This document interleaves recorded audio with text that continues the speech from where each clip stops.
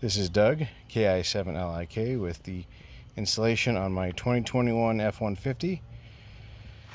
It's a no-drill installation with that anytone ham radio and unit and CB radio.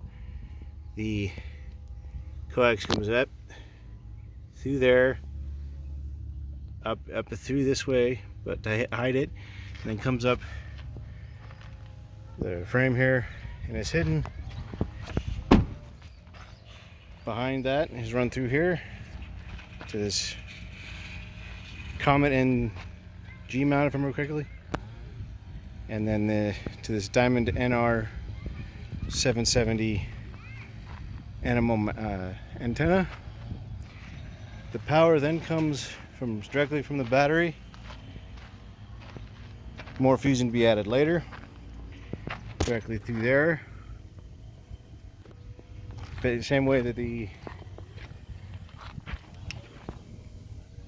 coax is done, and then done through there, cleaned up a little bit later, and then through there.